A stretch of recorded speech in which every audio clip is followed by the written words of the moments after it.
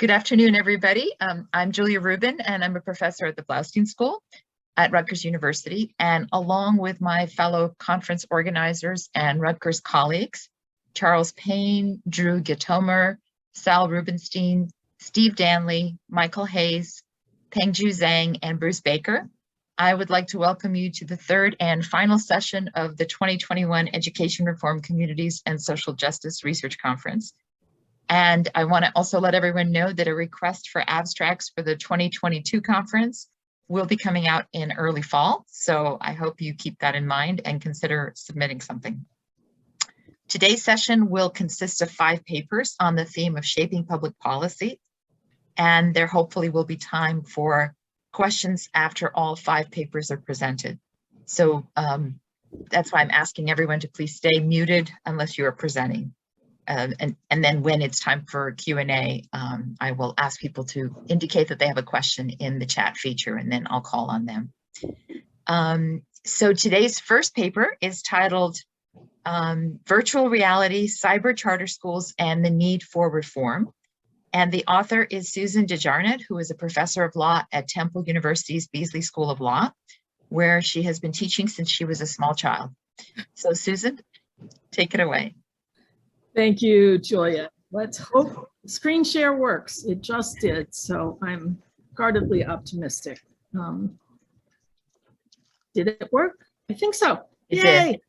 I'm really glad. I really appreciate being part of this conference and especially part of this session, because as I warned Julia back in January, I think when we talked about this paper is really a very concrete attempt to affect policy, which I have to start out by admitting I failed so far since the Pennsylvania budget passed without any mention of charter reform.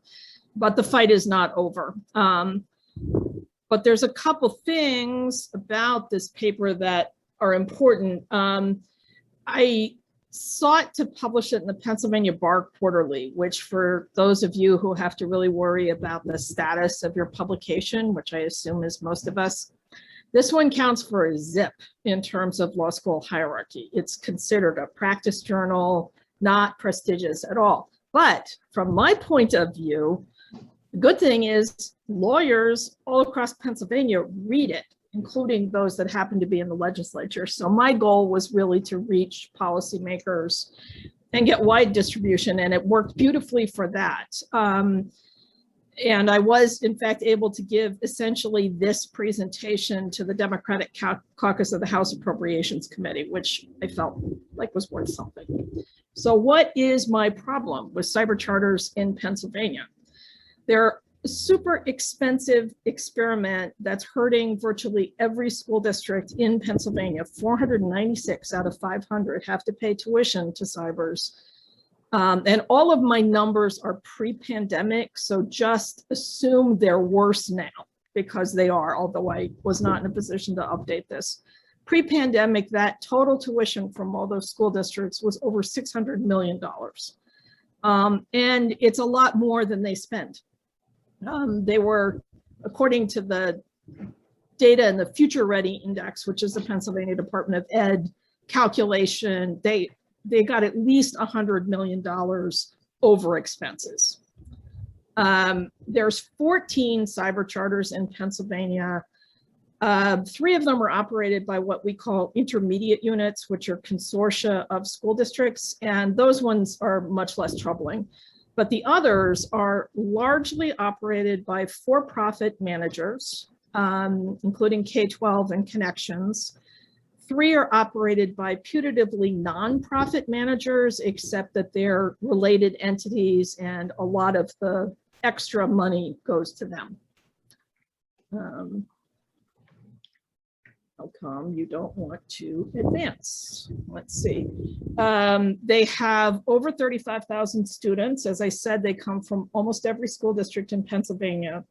And the most important thing probably is to understand that the way our funding structure works, the cybers get money based on the sending school districts per pupil spending. So if a cyber is able to get a student from Lower Merion, it gets $20,000 for that student. Even better if that student has an IEP, particularly one that's not expensive to remediate, because they can get almost $42,000. On the other hand, if they get somebody from Stowe Rocks, a fairly poorly funded school district, they get less than $8,000, although they still get that bump for a special education student. They get the exact same tuition as bricks and mortar charter schools, so that, Lower Merion funds a bricks and mortar charter in Lower Merion makes a little more sense, maybe, but that Lower Merion has to send that money to a cyber school on the other side of the state makes no sense. Cyber charters are granted solely by the Department of Education, and that's where the oversight, such as it is, exists. Districts pay, but they really have no voice in how cybers are operated. I should also interject here that I'm not trying to weigh in on whether they are good or bad educationally. There's plenty of people talking about that who are way more qualified than I am, although most of those people say they're pretty terrible. There we go. We've had them since almost the beginning of the charter school law back in 1997, although it did not mention cybers, but some creative entrepreneurs convinced school districts to give them a charter for a cyber anyway, and the Commonwealth Court approved that in 2002 with this wonderful double negative quote that basically said, well, we don't see any reason why it can't happen. That was formally fixed. Sorry, I'm having a lot of trouble advancing. There we go. And in 2002, the charter school law was amended to explicitly authorize them, with the change that they had to be authorized by the DOE, but with no change in the funding structure. I'm going to skip over the story of Teach, but if anybody's interested, it's in my article, and it really shows why that initial shop for a school district was terrible. The key problems that I want to focus on are they get way too much money, too little oversight, no local control, and the tuition bears no relationship to the cost. Special ed costs are even more out of whack. Examples of the too much money problem, in addition to that $100 million surplus, that comes after the cybers have already spent $150 million on management fees to those for-profits or their outside nonprofits. They also spend a lot on advertising, $17 million, according to the 2017 reports and their 990 forms. More recently, something that was disturbing is 3 of them got PPP loans related to the pandemic spending, where their institutions that really had very little in the way of transition costs. They were already teaching online, so one wonders why they needed millions of dollars for that. They're also getting ESSER money. That's based on Title I status, and I can't really complain about that aside from the fact that they shouldn't be getting the tuition they get anyway. So again, in 2017, 2018, they had over $100 million in excess funds. I do want to take a minute, I hope I have a minute, to talk about PA Cyber, which is the biggest cyber school in Pennsylvania, because it is the poster child for the problems with lack of oversight. PA Cyber was founded by a man named Nick Trombetta, who's now in prison from having stolen $8 million, or I should say, pled guilty to misappropriating $8 million. It was probably a lot more. He was able to do that because of this huge wash of money that goes into the cybers. PA Cyber has 11,000 students, and that creates, $100 million in tuition, basically. He was kind of able to get that money because he sort of, I'm using snarky lawyer terms here, he laundered it through their nonprofit manager, which was called NNDS. NNDS was set up by Trombetta to become the manager and curriculum supplier for PA Cyber. Ironically, he gave them the curriculum that PA Cyber had developed and then bought it back from them to the tune of about $30 million a year. He used that extra money to buy a mansion in Florida and a private jet. So that came crashing down, but PA Cyber lives on. as does NNDS, which is now called Lincoln Learning Systems. PA Cyber is still paying millions of dollars in management fees to Lincoln Learning Systems, which I cannot find. They have a website, they advertise products, but I can't tell from their tax returns if they have any customer other than PA Cyber. What do they do with the money now? Well, the good news is they don't buy private jets for Nick Trombetta anymore, but they do give grants to other entities, most of them in southwestern Pennsylvania, which is where PA Cyber's home base is, including a $1.5 million grant to a bricks and mortar charter school, also founded by all the same people, in Midland, Pennsylvania. And it's called Lincoln Park's Performing Arts Charter School. It's a little weird. It's 70% girls, but it has a championship boys basketball team. Go figure. But even if it was the most legitimate charter school in the world, I fail to see why Pennsylvania or Williamsport or any other school district in Pennsylvania should have to pay extra money for a bricks and mortar charter school on the other side of the state. Special education, and I don't have time to do this in detail, but the short version is that system is even more out of whack, largely because charters either get special education tuition if a student has an IEP or they don't. It is based, again, on the home district's per pupil spending. It is not based on the cost of the services that the child needs. And indeed, charters in Pennsylvania and nationally tend to take special ed students with lower cost services, leaving the high cost ones in the district, which inflates the district's per pupil spending, which then benefits the charter in two ways. And that is definitely true for Pennsylvania as well. And finally, there is no requirement that the charters spend that tuition money on special education services. So essentially it goes in their pockets. I have a lot of slides on how this distortion plays out. I am not going to go through them. I fervently encourage you to look at Bruce Baker's post from a couple of years ago of what he called the triple screw, which focuses on Chester Upland, which was driven into bankruptcy by this.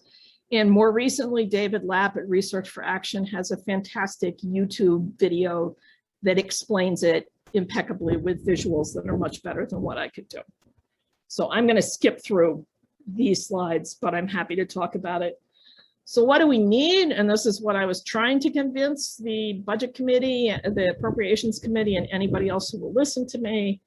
And Governor Wolf has proposed this. In fact, we need a standard tuition for cyber charters. It should be based on the education they provide, and it should be the same throughout the state. The Department of Ed really needs to beef up oversight, particularly of these management entities and whether the schools are getting any value for that money. Special education tuition should be restricted to services for kids who need them, and districts should be allowed to offer their own cyber programs instead if they're able to do that. Interestingly, there's a significant number of Republican legislators in school districts that are getting gouged by this that are actually coming on board. So there is some hope for the future. And now I will be quiet.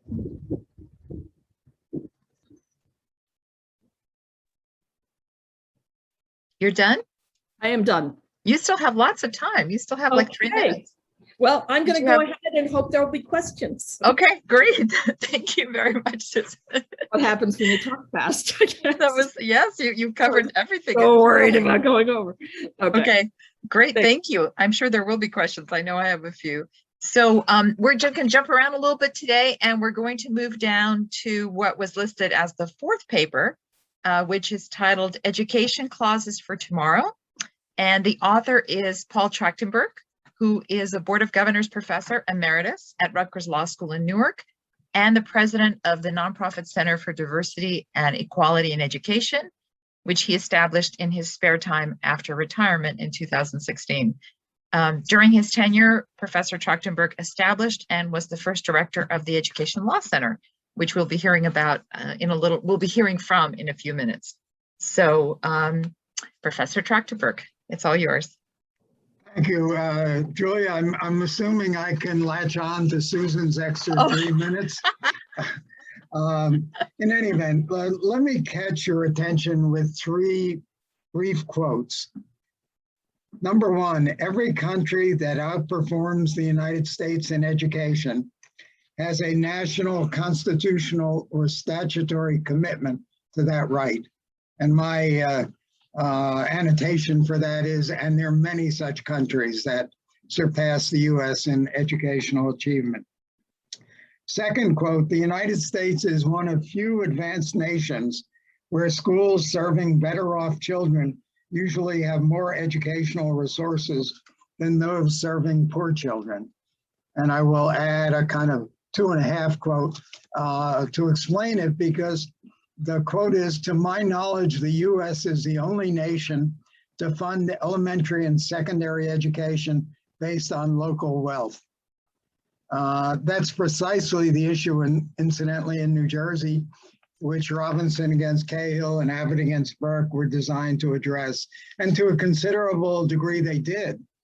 The result is that low-income New Jersey students have much more spent on their education than low-income and even high-income students do in most other states. And therein lies the national dimension of the problem I want to address. And the last quote really doesn't speak directly to any of this, but I think speaks very broadly to our current national malaise. It's a quote from Dr. Martin Luther King, who said, hate cannot drive out hate, only love can do that. So hopefully I'll be loving, not hateful, in what I have to say. I have to say, though, this is very much, and the reason I don't have nice PowerPoints or any other graphics is this is very much a work in progress. I labeled it a long time ago, Education Clauses for Tomorrow, having in mind that it would deal with state education clauses, which I've invested about 50 years in using to support litigation and other advocacy. But I've thought more and more that the project is really, of necessity, has to be bigger than that. I was struck by the fact that in 2006, I really anticipated what I thought was going to be my presentation at this conference. I wrote a chapter for a book that my colleagues at Rutgers Camden, Alan Tarr and Bob Williams at the law school authored, which was called State Constitutions for the 21st Century, the Agenda for State Constitutional Reform. My chapter was on education and really was devoted to an analysis of education clauses and how they could be improved. I've also, as you know, and I don't have time to recount, and you don't probably have interest in my recounting it, I've used my work on state education clauses in litigation, primarily in school funding equalization and in school integration. And that has a long history, but I continue post-retirement to be actively involved in 2 cases in each of those categories. But as I say, my initial conception was I'd take that 50 years of litigation, advocacy, and research and legislative activity and try to focus on what could be done with New Jersey's state education clause. I began to think more and more as I got into this topic that was too narrow an approach. And, you know, in a way, the COVID pandemic sort of forced my hand. It forced us to rethink many aspects of our social order. And that includes very much how we conceive of education, how we structure it to advance our collective interest. So I came to conclude that what we accepted as gospel yesterday is not necessarily what will meet our needs to tomorrow. So it led me to 3 questions. Let me mention them and I'll try to discuss each of them at least a bit as time permits. Question 1 was, should state constitutional education clauses remain at the heart of our effort to equalize and provide high quality education for all students? Question 2, is if state education clauses should not serve that purpose, what should supplant or at least supplement them? And question 3 is if state education clauses should remain at the heart of the quest or in tandem with other provisions like federal provisions, how should the state education clauses be altered to enable them to meet the challenges of tomorrow? So let me go to the first question, talk briefly about it. Should state education clauses remain at the heart of the quest for equalized and high quality education for all students? Just a historical detour. You may all know this. The primacy of those state education clauses was a result of a lot of activity, mainly during the 19th century, a little bit in the 20th century, that involved structuring public education. Public education really was a sort of latecomer to our country in the sense that for a long time, education was deemed to be the province of families and then by extension to local communities. I'm still chagrined to find that the first community schools, the first schools you could consider public in any sense, were run by communities for children whose parents could not afford to provide their own children with an education. And with an absolute tin ear, they were called pauper schools. So that's the birth of public education in New Jersey. What emerged nationally and in New Jersey was an increasingly formal system of public schools. In 1875, New Jersey first adopted its education clause. It was reenacted when we got a new constitution in 1947. It really wasn't changed. So what we have is an education clause that's 146 years old. And I think needs to be revisited to see whether it works for today and tomorrow. In a sense, though, that begs the question of whether it still makes sense to place such great reliance and emphasis on the state and its constitution for the right to a certain quantum of education for all children. An ancillary issue, which I don't have time to talk about, but is worth some serious consideration, is whether, having decided we're going to lodge the ultimate responsibility for public education in the state, we have a state education department that's really up to the task in a meaningful way. Bill Abrera, when he was commissioner in the early 2000s, was fond of saying the responsibilities laid on the shoulders of the state education department keep increasing astronomically, whereas the resources available to state education departments keep declining astronomically.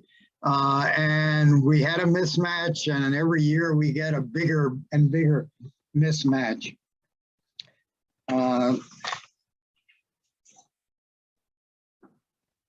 So I began to seriously question whether updating changes in the state constitution's education clause would be sufficient.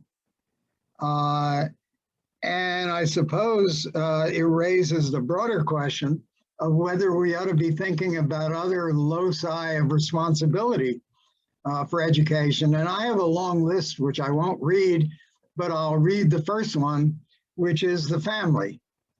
And I'll talk in a moment about that. And I'll jump to the seventh one, which is the nation. And that's something I want to address in a bit more detail.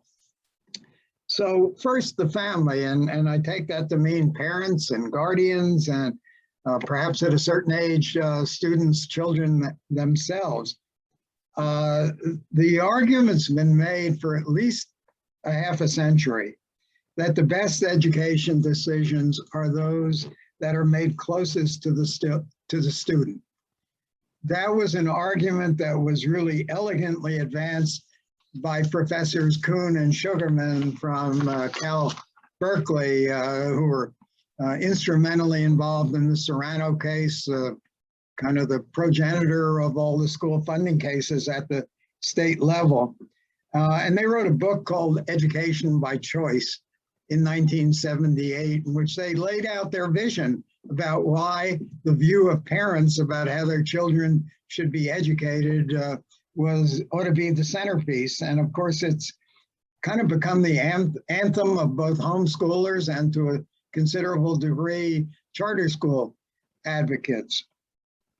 And in a way, it harks back to the origins of education in the US that were family provided, family paid for, family driven. And I suppose a major question we have to confront, if we even consider or are forced to consider residing significant authority and responsibility in parents, is whether that should be left largely free of regulations and standards imposed on the parents. And as you probably know, the extent of regulation across the country varies greatly from state to state, at least on the books. I'm not sure in practice how it works, but that New Jersey is at the lower end of that continuum. It imposes very few meaningful and enforceable standards on formal private schools, on charter schools, certainly on homeschooling in particular. And I think that's a fundamental issue. Let's jump to the nation, because I want to advance some ideas about that. And they're, in my case, preliminary. I've not really settled on my own view about this, but just a brief historical and jurisprudential comment. Education has been deemed a state responsibility because if you look hard at the federal Constitution, the word education doesn't appear. But what does appear is the 10th Amendment, which says any functions not allocated to the federal government are reserved to the states and to the people. And education has generally been deemed such a function, left to the states or to the people. And that's been justified, in my view, by two things. One is the idea that each state could serve as a laboratory, an educational laboratory for other states. That was indeed the ultimate basis of the decision in the San Antonio against Rodriguez state case, which effectively closed the federal court's doors to school funding and other education equity litigation. And the second dimension is a kind of instinctual, uniquely American commitment to localism and local control of pretty much everything, including education. The problem that COVID has made us ever more acutely aware is that our peculiar American affinity for localism has really fostered egregious disparities in many aspects of our national life, including education. And just a word about what I could talk about for a considerable time. This is hardly a new realization. In the early 2000s, a then prominent young law professor named Goodwin Liu, now a justice of the California Supreme Court, wrote a series of long, detailed, and exquisitely researched law review articles in which he argued that education should be a national rather than state function, and that a proper understanding of the 14th Amendment's citizenship clause, not equal protection or due process, citizenship clause, could justify, if not require, congressional action to assure that all citizens had the right, a federal constitutional right, to an adequate and equal educational opportunity.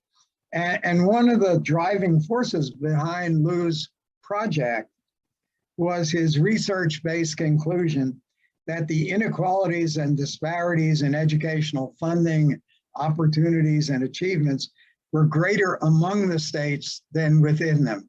So as much as we have railed in Robinson and Abbott against these huge disparities within New Jersey, they're probably trivialized almost by the extent of disparities among states, if you look at that. And I, on a sabbatical in California, I did a study which got buried because the new project I was working with said we can't possibly publish this.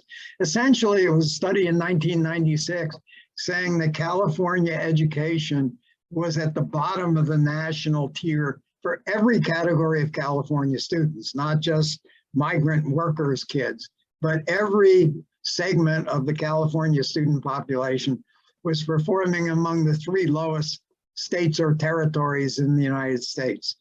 And that dramatized to me how vast the gulfs are between and among states.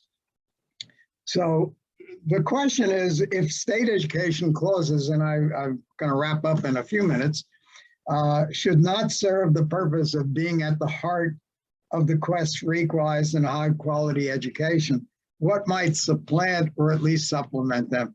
For Goodman and Liu, the answer was very clear. It should be federal legislation based on the citizenship clause of the 14th Amendment, and a somewhat later article by a distinguished law professor, Eloise Pasachoff.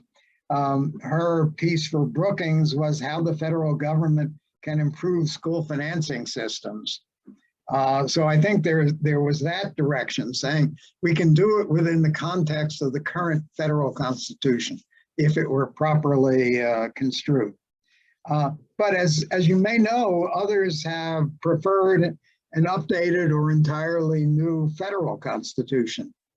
There's been a longstanding effort, not very successful, to mobilize public support behind a movement for a federal constitutional amendment that would explicitly include education in the federal constitution. Think about the effort, gargantuan effort, and ultimately not very successful effort to get an equal rights amendment passed. So you can imagine what would be involved in getting an education amendment passed.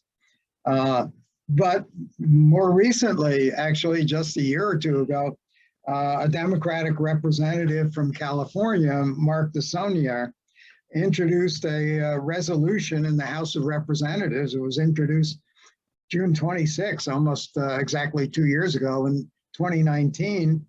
And he provided that, and I'll just read it, it's short. The United States, the states, Indian tribes, and territories shall jointly ensure a high-quality education to all persons within the United States, and the Congress shall have the power to enforce and implement this article by appropriate legislation. Now, at the time he introduced it, he couldn't even get a single co-sponsor, so I don't think the prospects are high this is going to be adopted quickly. Just a few weeks ago, I don't know whether any of you follow the quarterly Journal of Ideas, as they call it, called Democracy, but they issued a new constitution for the United States. And they had a sort of constitutional convention of many well-known, distinguished experts that worked over a period of time and crafted a proposed new constitution.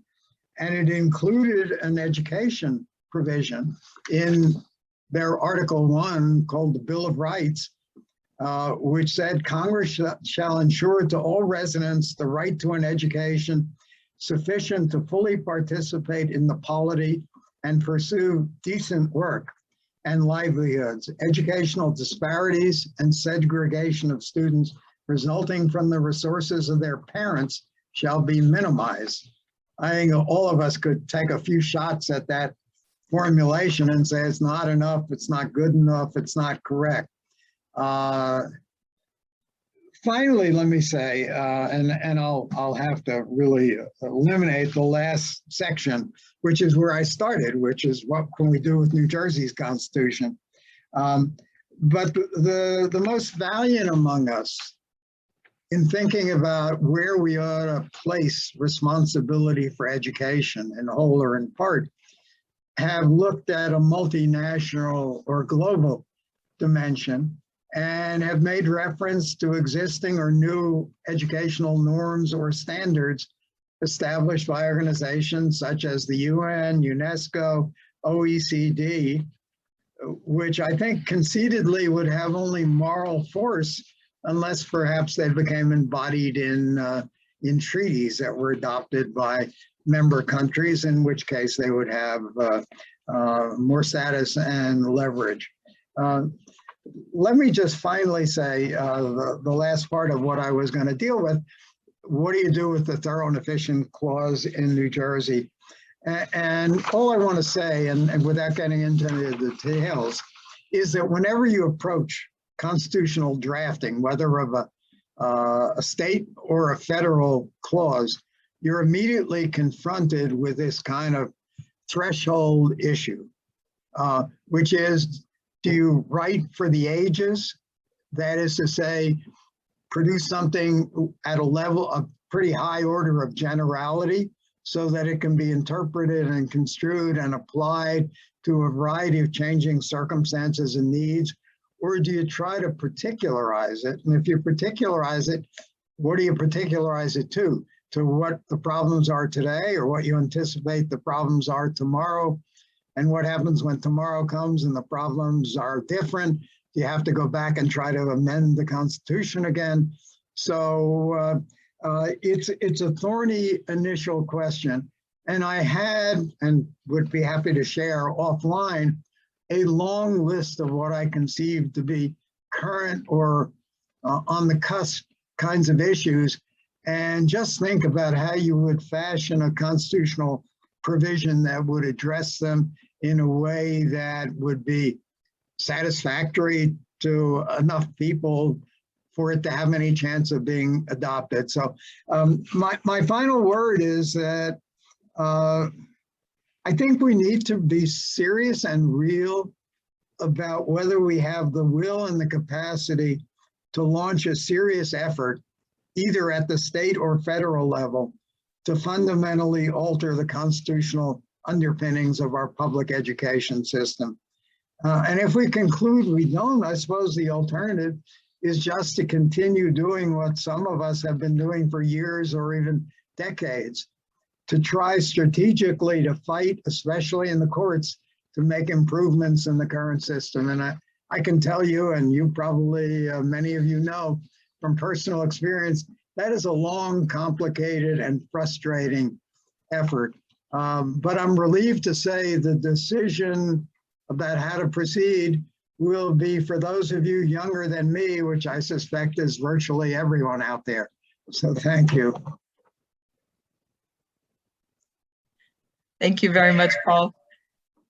So we are going to hear the last law paper of the series today, and there will be course credit if you are in the process of getting a JD.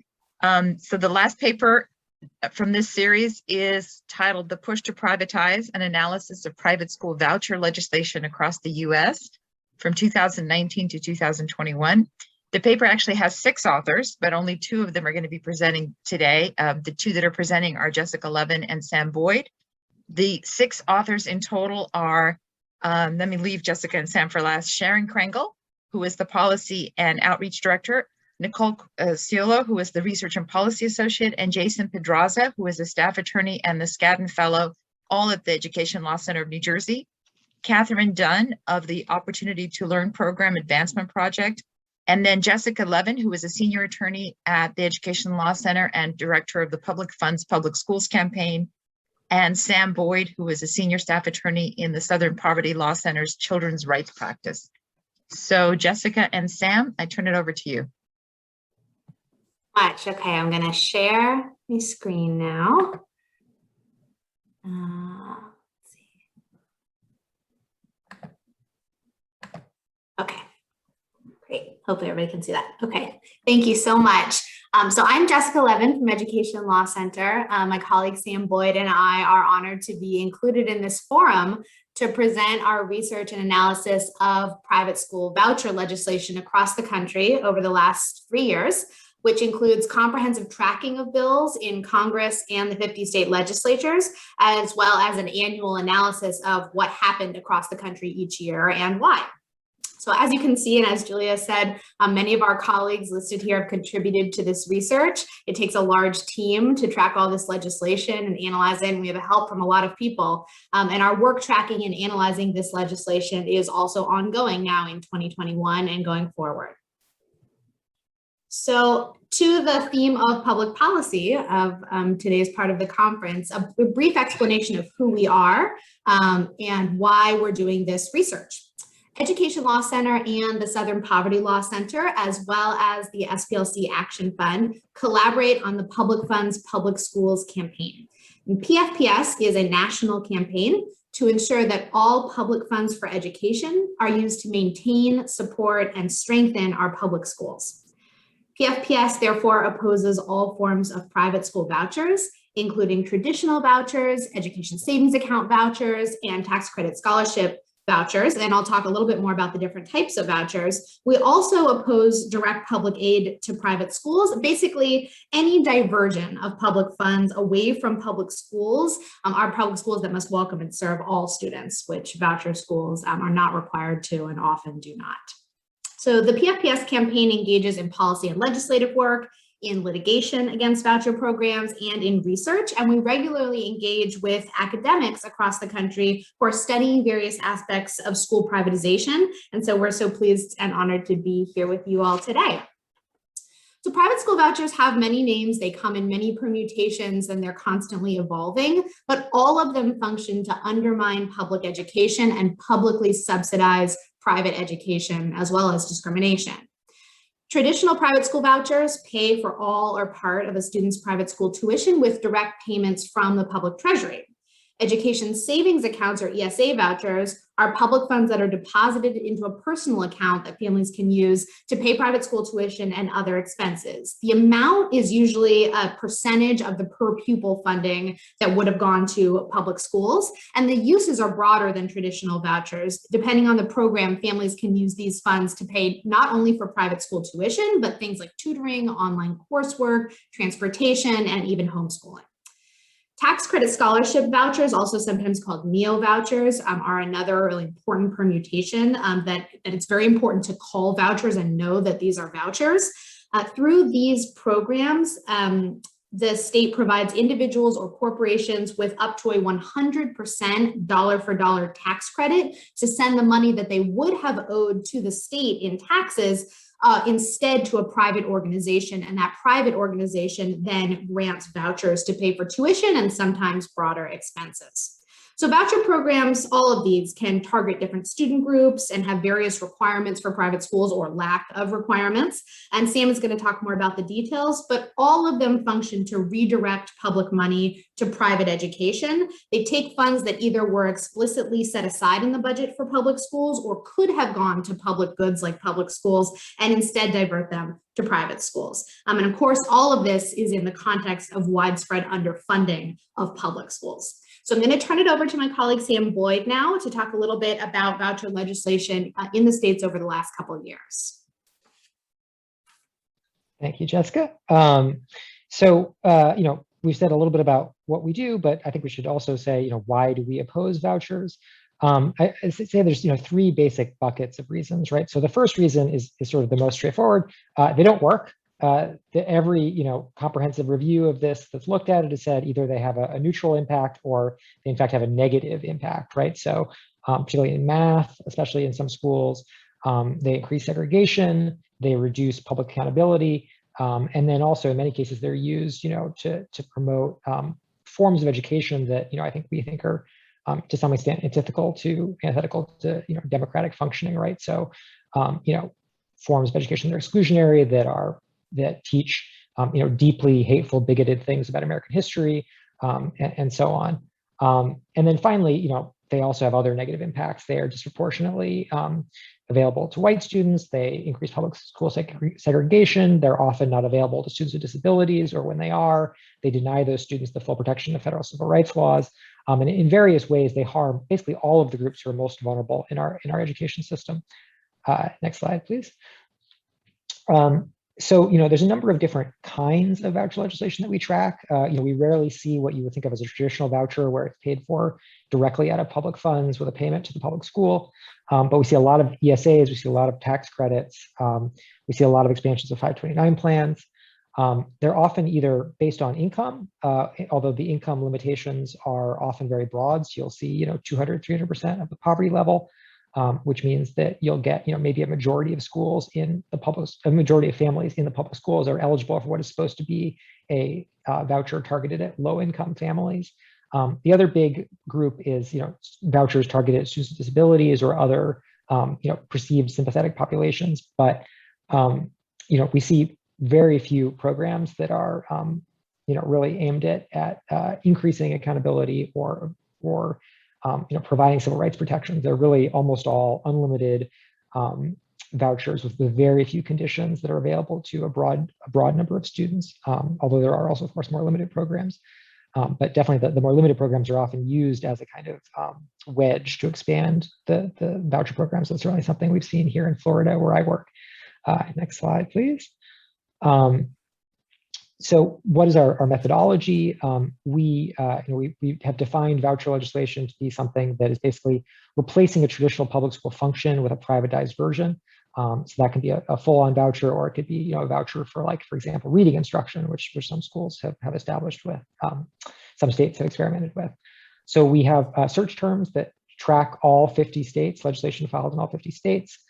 We review those, we identify which bills are actually voucher bills. We also look at news alerts and advocacy materials from folks on the other side to try to make sure we're getting the full panoply of voucher programs proposed around the country. We classify those, we put them in our tracking system. If the bills pass out of committee, we then summarize them for our website in a little bit more detail. And we'll drop that website link in the chat. And then, we also look nationwide at the end of each legislative session and throughout the year to kind of see what trends we're seeing, what's happening across the country. Next slide, please. So these are the results of our 2019 and 2020 legislative tracking. The 2021 session is, still underway. A lot of states have wrapped up, but there's still some going on. I think what you'll see, is two important things from these charts. So one is, the overwhelming majority of voucher legislation fails. So, voucher legislation has been proposed in a huge number of states, and it's only passed in a relatively small number. But once these programs are passed, they're very rarely repealed. And so, even if there's only a few a year, they add up over time. Next slide, please. And so why do they succeed or fail? I think there's, a number of reasons. Even though they're often small at the outset, I think folks realize that those are a wedge for larger programs. Although that is sometimes how they get in the door. There's also fiscal limits. You'll see a program that's capped at 10 or 20 or $50 million. But often those legislation have annual escalators built into the initial statute. So what may start out as a small program can end up very large. And then, the other thing that really has stopped a lot of these programs is that they're really not well suited for rural areas. So if you have, a handful of schools in a large rural county, it's just not practical to have a voucher program there. You can't have multiple schools competing. It just doesn't work. And so Texas is one area where there's been pretty widespread opposition among rural Republicans to voucher programs, which have passed there in one house or the other. I think primarily the House. But have failed over sort of bipartisan opposition from primarily rural Republicans and then Democrats. And then you also see, more moderate Republicans, folks who are concerned about the fiscal impact of these programs, or also just folks who are, in touch with their local public school systems, their public schools, everywhere in red areas and blue areas. And, even conservative legislators have proven to be amenable to pressure from teachers and other advocates, or even, just homeowners who are concerned about the effects of these programs on their local public schools and their property values. So, it's really an ideologically driven project that often runs into opposition from folks who are more, in touch with the prosaic needs of their community. Although again, there have been a lot of these programs that have passed. So with that, I'll hand it back to Jessica. Thanks, Sam. So I'm going to wrap up just by talking for a few minutes about what's been happening in 2021. And here on this slide are just some examples of voucher bills that were introduced in states this legislative sessions. I'm not going to go through them, but just wanted to give you a little bit of a sense. And this is just a portion of the bills introduced in 2021. So as you can see, this year has been different in the intensity of the push for voucher legislation in many states. We've seen a significant increase in the number of voucher bills proposed, both to establish new programs and to expand existing voucher programs, often both of those types of proposals in the same state. And we've also seen an increase in the efforts expended to try to pass these bills. So even though there's no longer a federal administration that's pushing for vouchers, we can't make the mistake of thinking that the push for vouchers has waned, because in many ways it's more intense than ever this year. So the number and scope of bills passed and actually signed into law has also been larger this year in past years. And so our map is going to look different in 2021 than it did in the past couple of years that Sam showed you. At least 5 states have passed new voucher programs, and you see them there on the slide. Some of these states already had vouchers, like Arkansas and Indiana, and now they've passed an additional program. Some had previously been voucher free, like Kentucky and West Virginia. The West Virginia program is arguably the most expansive voucher program in the country, with practically universal eligibility, so that's a very concerning one.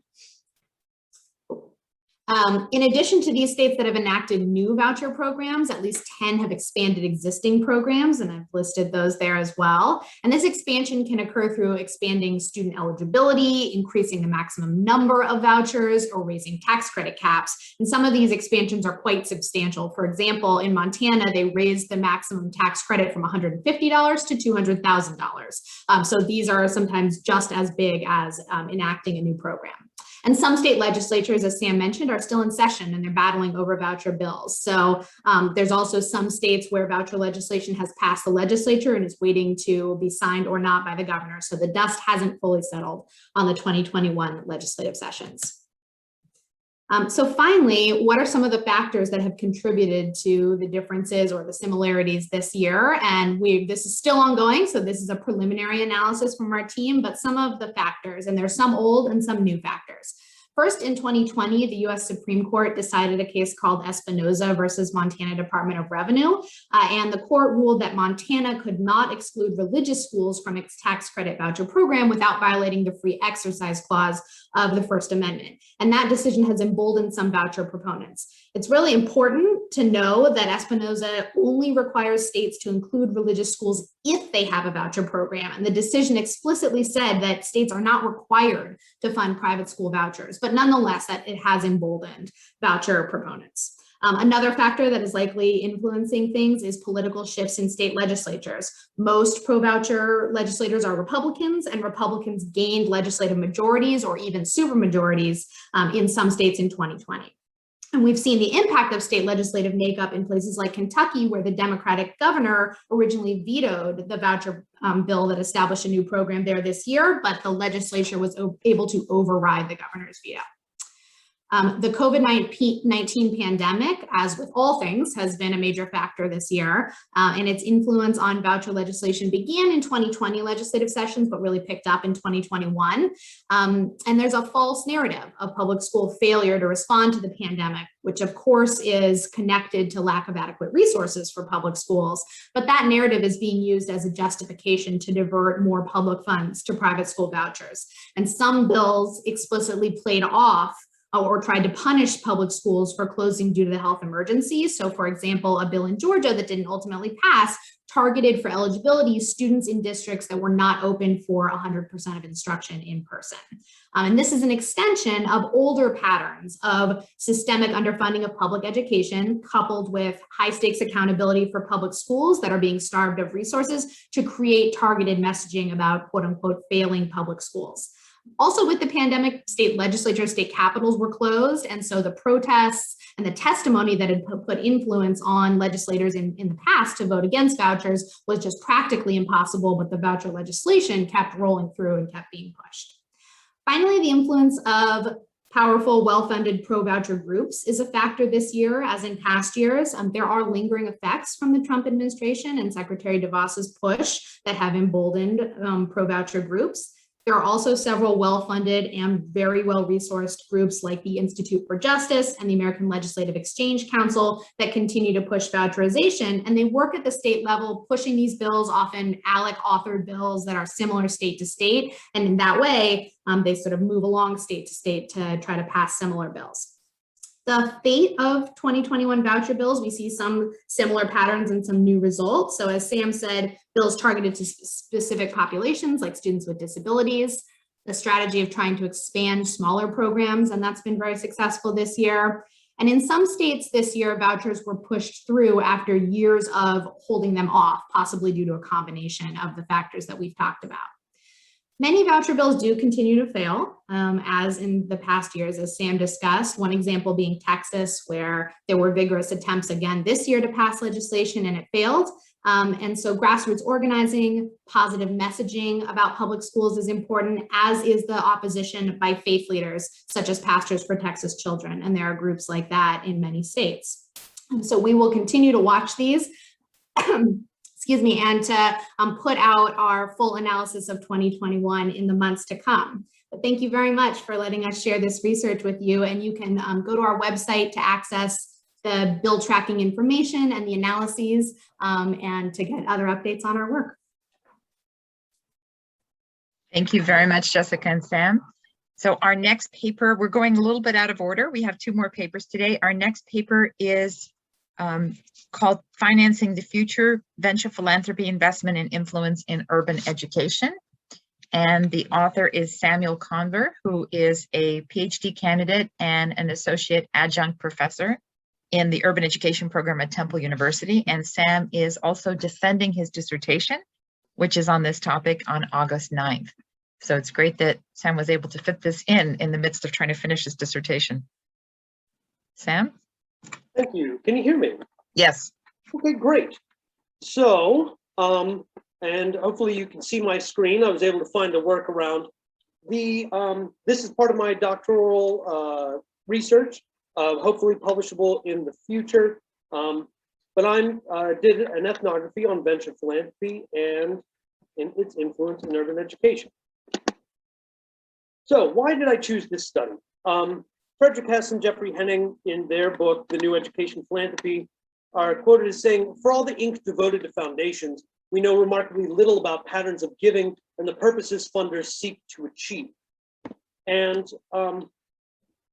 we know from research that there's the philanthropic involvement in education has had a dramatic effect, to say the least, around urban education, particularly the education reform movement. The importance of understanding this for democratic reasons and the institutional shaping of future generations and the social body. And in my research, in my literature review, I found that there were significant gaps in the literature around venture philanthropy in education in America. There are some articles around from around the world, but almost nothing from America. And that because much of the current literature is highly polarized, political, and ideological, not that that's a bad thing, but it is in need of empirical qualitative research in order to get at what are some of the desires and motives and meaning making of those who are involved in this type of work. You might be wondering, what is venture philanthropy? It is a venture capital style of investing to create a measurable social impact. It involves attributes like high engagement, strong collaboration, multi-year commitments, well-defined oversight and accountability measures, quantitative performance analytics, and portfolio management. This is coming out of Gordon 2014, which did an overall venture philanthropy analysis. In the education world, you can look to Scott, Recon, Snyder, Ball, Tompkins, Stange, to name a few. So my main research question for my research is, what is the theory of action of a venture philanthropy firm focusing on educational improvement? Sub-questions. How do they make sense of the complexity of urban education to make and communicate investment decisions? How do the participants in this investment, donors, board members, staff, funders, view their mission and involvement with education as a sector and a practice? And in what ways do they use disciplinary technologies and accountability practices to produce information for the investment in and management of education, including the production and communication of a return on investment, which is a big part of what they do? So here was my research site. I have to state that I had to sign a non-disclosure agreement in order to even gain access to this organization. So if you ask me who they are, where it is, I can't tell you. But it is a VP firm in a large American city that aligns with the research on the VP structure and practice. They perform their investment within a marketized school choice system.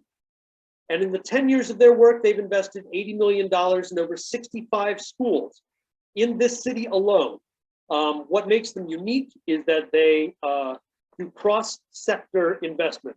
They will invest in traditional public schools, charter schools, Catholic schools, and even some Christian schools. The methods of my study was an embedded case study utilizing ethnographic methods. So I'm hoping that I believe this is an exemplary case of a venture philanthropy itself, as well as one that operates in education, of which, from what I can tell, there are many across the country, mostly in cities. I conducted 22 interviews, 200 hours of observation. I also collected documents and artifacts. Participants were staff members, board members, donors, funding recipients, including teachers and principals. And the codes my overarching codes were episteme, data production, which I'll get into, market fundamentalism, because I feel like neoliberalism is a bit overused these days. I want to be a bit more precise. Portfolio discipline, human capital, and educational investment. My theoretical framework is Foucauldian. I'm thinking about epistemology, I'm thinking about discipline, I'm thinking about governmentality and biopolitics, which are fun words that I will describe for you. I'm drawing on 3 works from Foucault, The Order of Things, where he talks about epistemology, Discipline and Punish, speaking about prisons and schools, and The Birth of Biopolitics, which is more about governmentality, biopolitics. I like Foucault because he talks about institutional analysis. He's working on the knowledge production, which is what he calls the episteme, the domain of knowledge in which things make sense and in which things operate. Disciplinary technology, I'm talking specifically about examination, visibility, surveillance, and normalizing judgment. The governmentality of market fundamentalism, of a school choice, and high stakes accountability and standardized testing environment. And biopolitics, or the management of the health of a population, right? Which I believe from my research is for them about human capital, which is how they're managing the health of the population, not just of their investment portfolio, but their stated goal is to be a catalyst for systemic change. So I'm going to organize my findings. I have many of them, but for this dissertation and in this presentation, into 3 buckets. Because their goal is the measurable school improvement, proof points of excellence. They do this through creating and crafting multi-year contracts, which include accountable benchmarks that are tied to funding.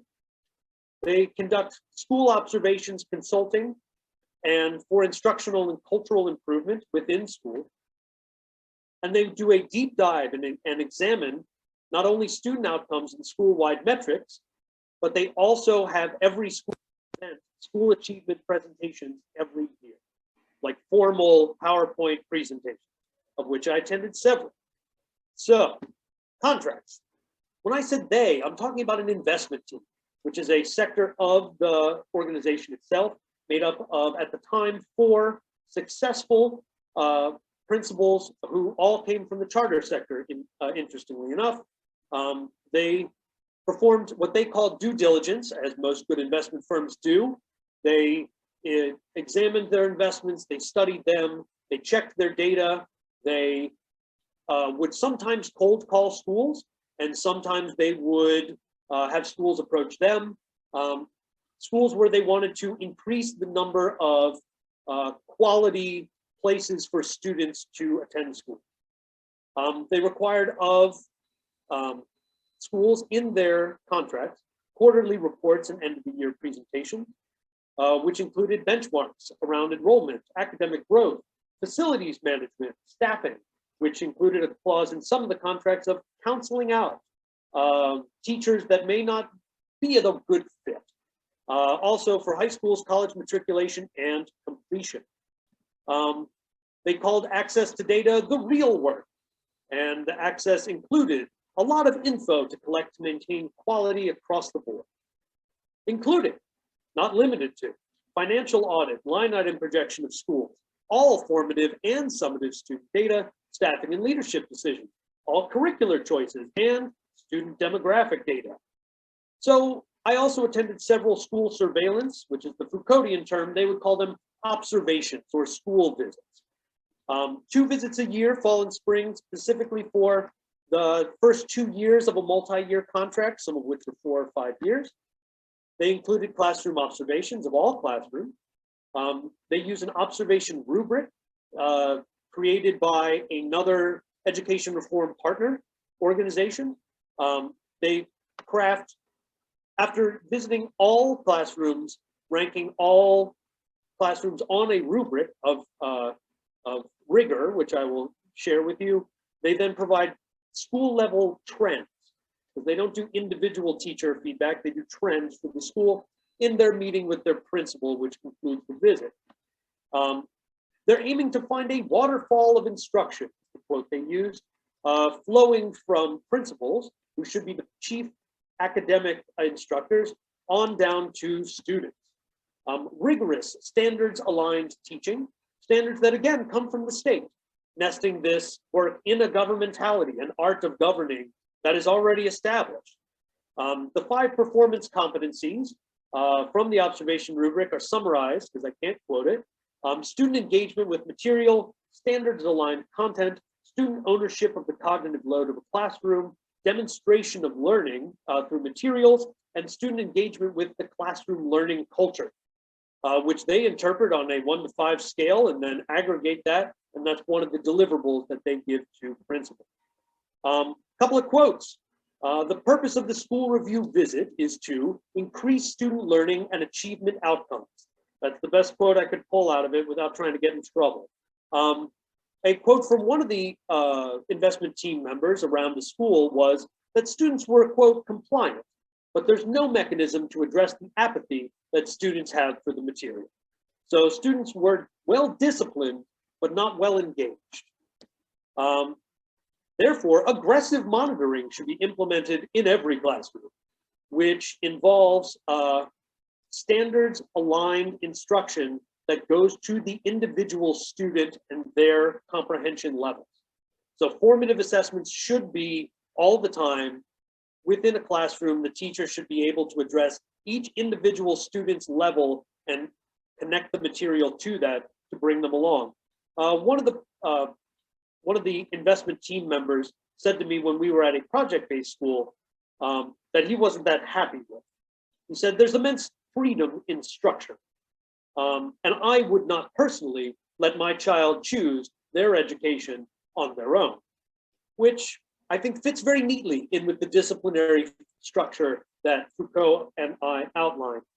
They also include these end of the year performance meetings, which fall into both normalizing judgment, hierarchical observation, as well as an examination. Really, it's show us what you got, show us what you did with our money. They report on progress against benchmarks, they being schools, their plans for improvement, any major institutional changes they're thinking about doing, as well as data analysis, which happens with the school, as well as thinking about how to market their school to an overall consumer base of parents. They want to, there was, again, a quote was the goal is to have infinite data around student learning, infinite data around schools. Every decision should be data driven. And they even outlined a program they wanted schools to take advantage of, which essentially allows teachers to align their content with standards and track student learning using in-classroom scantrons that they can use all the time, that then aggregate data across the school. This was the ideal that was being promoted from this organization, because success is something you can see and measure, and not just something you can feel, which is, I think, an overall summary of what I was hearing from the investment team at that time. Now, all of this data is pre-COVID, because that's my fieldwork ended. but they felt like traditional education was too touchy-feely, not empirical enough. This organization has a school rating system where they rate every single school in the district and in the charter sector and in the Catholic sector for parents to figure out, where to send their kids. All of this data is quantitative. They put a 1 to 10 rating, and this is infinite data and part of the examination and part of the knowledge production of this organization as a whole, not just this investment team.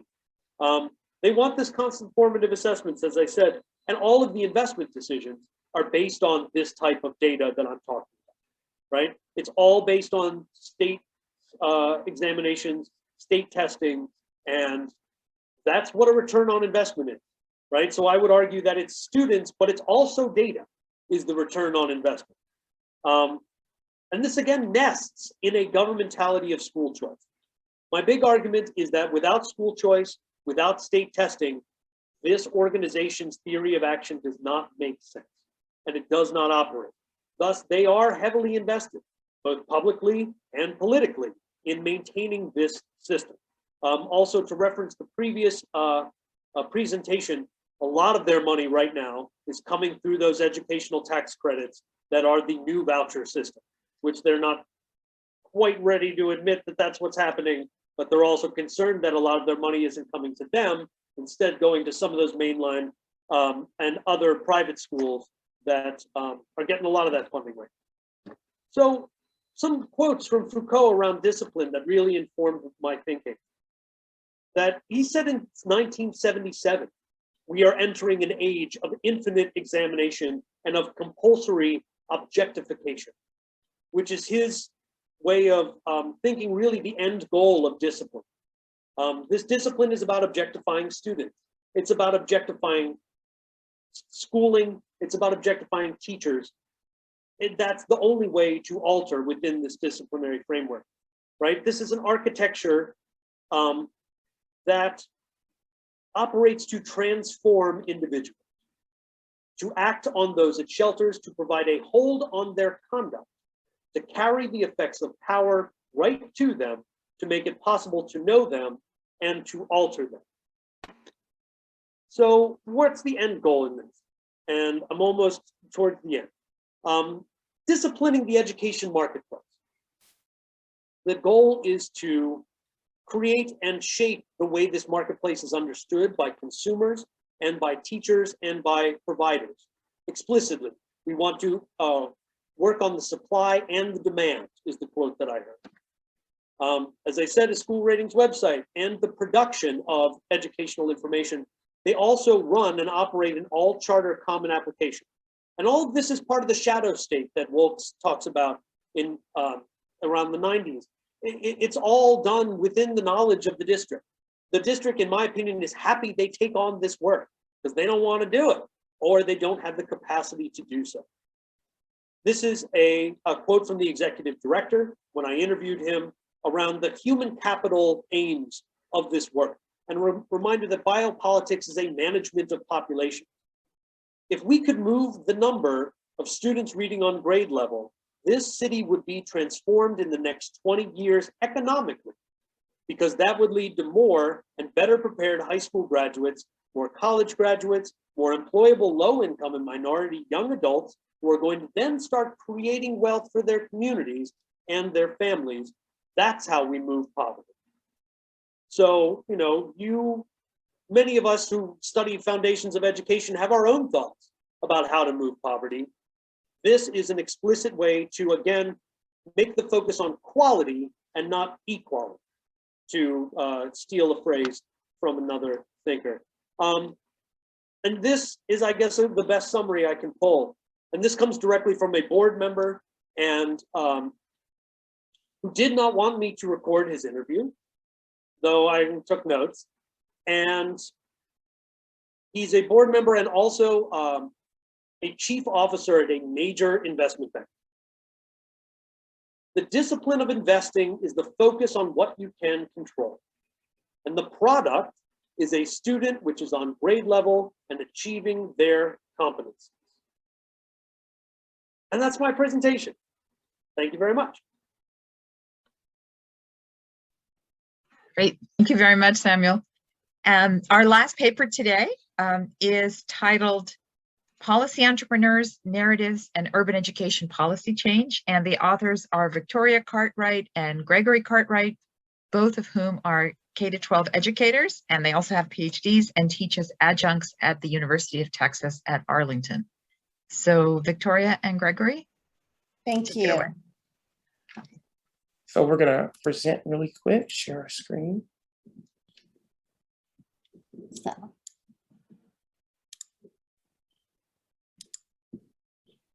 All righty. Can everybody see the presentation? Yes.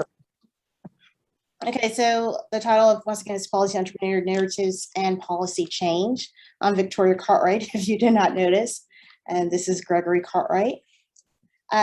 We're going to first talk about the whole premise is how do policy entrepreneurs use narratives to perhaps convey or help change policy, or how does it affect it? So Greg's going to first talk about the premise of bilingual education, how it's changed throughout history, and then we'll move on to the purpose of our research. Yes, because we believe it's something that can be used to study, public education as a whole. So kind of some of the background on English for children. In 1965, the Immigration Act encouraged the migration of more Asian and Latinos to America, which changed classroom demographics. As a result, the Bilingual Act of 1968 was passed to teach a growing LEP student population. English suggests that the government did not specify how to implement these bilingual services. But then Lau versus Nichols came into place. And what that involved was 800 Chinese students into the San Francisco school district. These students were not integrated successfully into the school district because the district only provided them instruction in English only. Further, later, and if you look into the Bilingual Education Act of the United States pinpoints other findings that occurred from the Lau versus Nichols case help promote different bilingual education policies in America. In 1966, the English for Children Coalition responded to the chaotic debate, conveying a failure narrative to promote policies to ban bilingual education across the United States, and which passed in 3 states. Thus, bilingual education policies in California, Arizona, and Massachusetts radically changed from providing and prohibiting bilingual education to students. There were several policy entrepreneurs involved in promoting the English for Children policies, and all the policy entrepreneurs defined the problem and used narratives to describe policy change. So what is the purpose? Our purpose is to examine how narratives conveyed by powerful actors and influence policy change in the policy arena in public education. And we're going to use Jones-Macbeth's narrative policy framework to examine the types of narratives policy entrepreneurs use to affect policy change. Our overarching question, is there a connection between the strength of a policy narrative used by a policy entrepreneur and ballot initiative policy outcomes?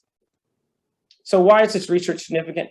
Basically, because when you talk about policy entrepreneurs, there's limited research in this field. And specifically, when you talk about the narrative policy framework, there's not a lot that involves the narrative policy framework and ballot initiatives and education as a whole, public education as a whole. So that's why we kind of feel like this is kind of a ripe thing to examine. So why do policies change? This is kind of a quick thing of why policies change. And basically what there's a multitude of reasons, of course, why policies change. But basically there's 3 dominant theories for why policy. There's policy streams, punctuated equilibrium, and then advocacy coalition framework. Overall, according to these theories, the reasons for change are due to changes in the policy image and learning process and external events that work together to create policy changes. And that's why policies change in accordance to what we're talking about today. So when we talk about policy entrepreneurs, we're talking about their aim to change policy by redefining problems using policy images or actors' connections to policy to have minimal conflict, strong collaborations, and additional power within the coalition itself. So one of the things is just a background a little bit on the narrative policy framework. I have right here, clear enough to be wrong. The narrative policy framework uses science to measure social reality and applies to objective epistemology into subjective ontology. So basically, basic positive views are positivists view narratives as not falsifiable and highly interpretive, and positivist scholars follow an empirical approach to policy. Sabatier refused to include narratives as part of his policymaking process in his 1999 book, The Theories of the Policy Process. In fact, Sabatier stated that he would not give credence to an approach that was not clear enough to be wrong, which was the catalyst for Michael Jones' article, Clear Enough to Be Wrong, which is why it's up there at the top. And so that kind of gives you a little bit of the background of what we're talking about the narrative policy framework.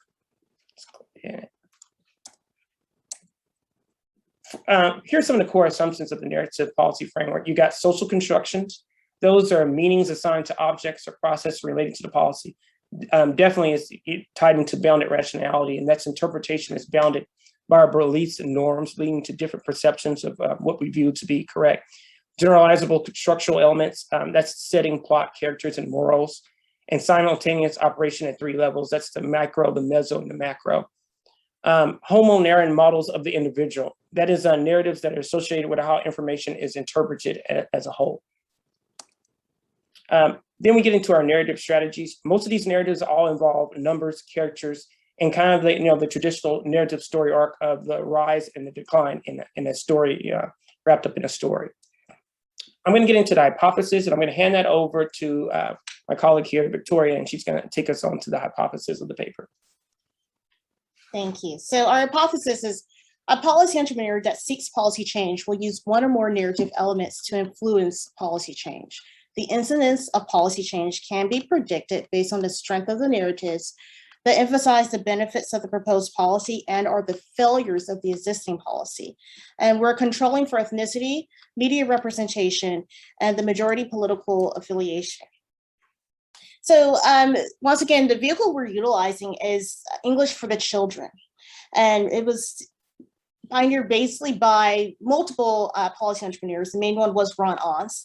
And he proposed this campaign in 4 states. And as you can see, it passed in 3 out of 4 states. And he essentially eliminated bilingual education. He and his coalition eliminated bilingual education. They limited the time a student could receive instruction in their native language to 1 year. And of course, parents could have a waiver to extend it, but that was highly unlikely. So the methodology we're utilizing is a comparative case study, as content analysis, and then a quantitative binomial logistics, and then followed by narrative analysis. The variables we used were policy change, narrative strength, Hispanic population, media representation, and political party affiliation. So the data that we utilized, we analyzed newspaper articles and newspaper editorials concerning the campaign. We also looked at the English for the Children publications and their videos. And then we also looked to see what was the percentage of Hispanics in each of these states, as well as the party affiliation.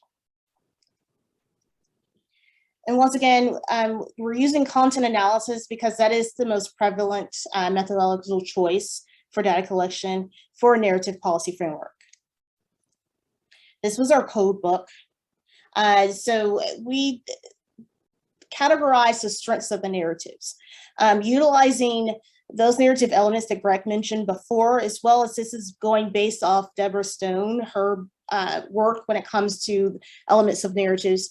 We looked to see if there was, if it was a weak narrative, if they had one of those elements. So if it just had a number, it just had a story of decline, or it just had a character, like one character, like a victim or a hero character. And then it was considered moderate if it had 2 of those elements, and it was considered strong if it had all 3 of those elements. We did establish intercoder reliability, and it was significant, so we could continue on. So our findings for the binomial logistics, first of all, these were variables. Once again, the narrative strength. If it was weak, it was coded as 1, moderate 2, strong 3. We then looked at the percentage of Hispanic population and then the policy outcome. Did it pass or did it not? So when we performed our binomial logistics regression, this is what we found. We found that policy change is 2.192 times more likely to occur when moderate narratives are conveyed than weak narratives. Policy change is 8.117 times more likely to occur when strong narratives were conveyed than weak narratives. And the logistic regression model was statistically significant. Then, of course, we had some contextual variables that we looked at. So we looked at the media representation, percentage of Hispanic population, and party affiliation. And we did that through descriptive statistics. So, and looking at it, we noticed that with media representation, the states with the highest media representation realized policy change, which were California, Arizona, and Massachusetts. And then when it comes to the percentage of Hispanic population, we noticed that most cities that received the most media representation also had the greatest population of Hispanics. And the Anglo-Americans felt threatened by the Hispanic population. So there was a competition for public goods, such as education for Anglo children versus Hispanic children. And this was expressed in the media. The Anglos felt that Hispanics would take over. Therefore, they were more likely to favor English immersion. They did not want to give more resources for those bilingual classes. And then when it comes to party affiliation, it was more of a bipartisan issue. However, that we did see there were more Democrats than any when it comes to all 4 of those states. So from the qualitative, which is the best part, in my opinion, the narratives, for the California findings, we looked at and see that 61% of the population did vote for the initiative. And why is that?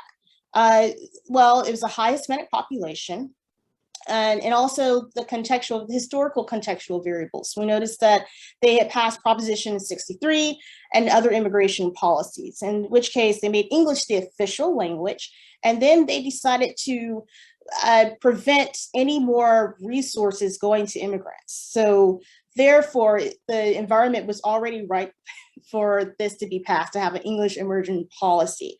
And therefore, it was a greater amount of strong narratives versus moderate narratives, and they utilized the victim character. So essentially, they were saying, hey, appealing to the Hispanic people, you don't want your children to be a victim. They're going to be victimized if you're teaching them in their native language. You want them to assimilate. You want them to be able to speak English, and the only way to do that is for English immersion to occur. So these were examples of the narratives that we looked at from the California campaign. You'll notice the strong narratives, they included numbers, the victim character, like I said, and a story of decline and rise, focusing on the failure of the existing policy, basically stating what is happening now is not benefiting your kids. They are the victims here. Let's help them out. And then you saw the moderate narratives, which include 2 of the 3 elements in California, which was the story of decline, of the rise, and the character. And then the weak narratives included 1, which was mainly the story of decline or rise, basically just saying, hey, this is not working for your kids. Then we have Arizona. So 63% of the population voted for this initiative in Arizona. Reason why? Because of California's success. And then there's an influx of immigrants. So when California started preventing any type of resources for the immigrants, that's when they moved actually to Arizona. So there was an influx there. So there became competition for those public goods. And then Arizona, like California, they did make English their official language. And then they also had Operation Restoration, meaning that if anyone looked Hispanic, they would detain them. They would pull them over and say, okay, you're probably an immigrant. You also notice that they also, when it comes to their narratives, they had a lot of victim and villain characters. So the strong narratives included numbers, included, once again, like I said, victim and villain characters, saying you're a villain if you're wanting to teach your kids in Spanish only, as well as they had a story of decline and rise, and they focused on the failure, once again, of the existing policy. And then when you look at the moderate, narratives, it included 2 of the 3 elements, the story of decline, or the rise, and the character. And then looking at the weak narratives, once again, it did talk about the story of decline or rise. And then the Massachusetts findings, 68% of the population did vote for this initiative. There was really no historical contextual variables. It was mainly just stating how it's based off of growing national support during this time for English immersion. And then they also had strong and moderate narratives as well, which included numbers, victim, villain characters, and so forth. And then for the moderate narratives, it was once again, as you can see, a lot of about how the existing policy is not working, and this is how we're going to help the students with English immersion. And then last but not least, we have the Colorado findings. 56% of the population voted against this. It was primarily because Massachusetts Question 2 campaign was running concurrently, so there was limited resources, as well as another advocacy group had tried to do the English immersion before, and it proved to be unsuccessful. They did not use these elements, and people were already against it. So, and also they had a greater number of weak narratives. And so once again, they were talking about victim and villain character, but there was more weak narratives than anything. So our findings are the quantitative results and the qualitative results do support each other. And it does say that the highest number of strong narratives do support a policy change or affects policy change. So in conclusion, and for future research, we're saying that the usage of narratives for policy formation and policy change can be utilized to affect policy formation in urban school environments. And that is what our basics of it. How can we actually utilize narratives and the strength of narratives to actually affect or help to affect policy change? That is it.